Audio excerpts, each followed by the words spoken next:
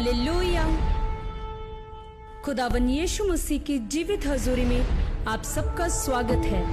शांति के राजकुमार, चंगाई देने वाला, जीवन को बदलने वाला, उस सामर्थी परमेश्वर के शरण स्थान में आज आप सब आए हैं। हमारा विश्वास है इस स्थान से आप कभी उस रूप में वापस नहीं जाएंगे, क्योंकि ये स्थान पवित्र आत्मा के मसा से भरा हुआ स्थान है। यहाँ परमेश्वर लोगों के जीवन को बदलता है,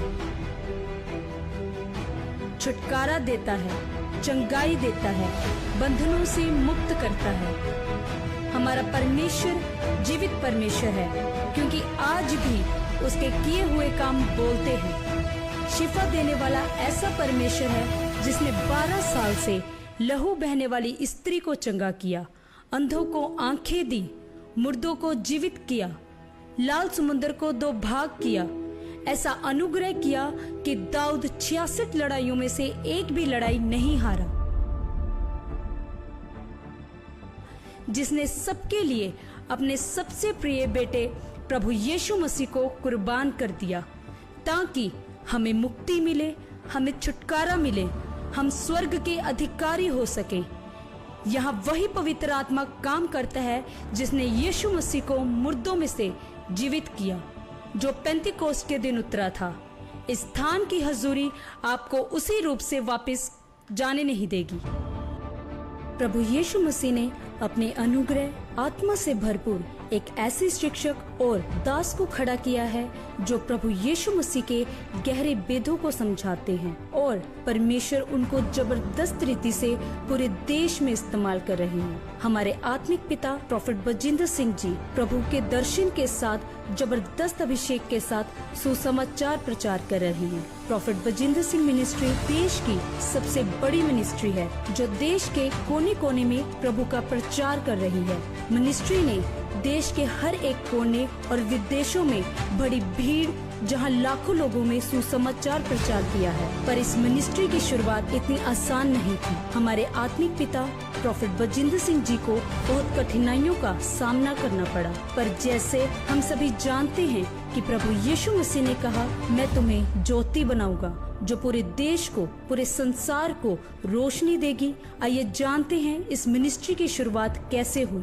प्रोफेट बजिंदर सिंह जी का जन्म 10 सितंबर 1982 को हरियाणा के यमुनानगर के एक जाट परिवार में हुआ। उनका प्रभाविक जीवन पारंपरिक आकांक्षाओं से प्रभावित था, जिसमें मैकेनिकल इंजीनियर की पढ़ाई भी शामिल थी, लेकिन किस्मत को कुछ और ही योजनाएं बना रखी थी। 20 साल की उम्र में वह एक हत्या के मामले में कानूनी जटिलताओं में फंस गए और जेल की सजा भुगतनी पड़ी। ये उलट पुलट भरा समय उनके जीवन में एक महत्वपूर्ण मोड़ बन गया। अपनी जेल की सजा के दौरान प्रोफेट बजिंदर सिंह जी के पास प्रभु यीशु मसीह का सुसमाचार पहुंचा, जिसने उन्हें आध्यात्मिक संतावना प्रदान की। ये मुलाकात एक परिवर्तनकारी यात्रा की शुरुआत बनी, जो 2008 में उनके मसीह जीवन को अपनाने की ओर ले गई। मसीह जीवन को अपनाना सिर्फ एक व्यक्तिगत निर्णय नहीं था, ये विश्वास और आध्यात्मिक नेतृत्व के प्रति एक नए अध्याय की शुरुआत को दर्शाता है। प्रोफेट बजिंदर सिंह जी का मसीह जीवन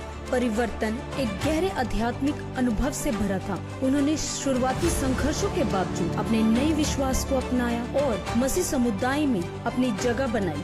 उनका दृढ़ संकल्प उनकी भविष्य की मिनिस्ट्री की नींव बनी। 2012 में प्रोफेट बजिंदर सिंह जी ने अपने समुदाय में रविवार की प्रार्थना बैठकों की शुरुआत की, जो जल्द ही लोकप्रिय हो गई। इन बैठकों ने लोगों को आध्यात्मिक मार्गदर्शन और उपचार के लिए आकर्षित किया, जिससे उनकी लोगों से जुड़ने की क्षमता साबित हुई। 2015 तक उन्होंने चंडीगढ़ में the church of glory and wisdom की निर्वेद संभाली। उन्होंने उनके नेतृत्व में चर्च तेजी से बढ़ा और लाखों सदस्यों के साथ एक प्रमुख मिनिस्ट्री बन गई। उनकी सहानुभूतिपूर्ण और दूरदर्शी शैली ने इस विस्तार में अहम भूमिका निभाई। स्थानीय प्रार्थना बैठकों से बड़े मंत्रालय तक की यात्रा में प्रोफेट बजिंदर सिंह जी ने कई चुनौतियों का सामना किया, जैसे वृत्तित्व और लॉजिस्टिक समस्याएं, लेकिन उनके दृढ़ विश्वास ने इन बाधाओं को पार करने में उनकी मदद की और लोगों को प्रेरित करने की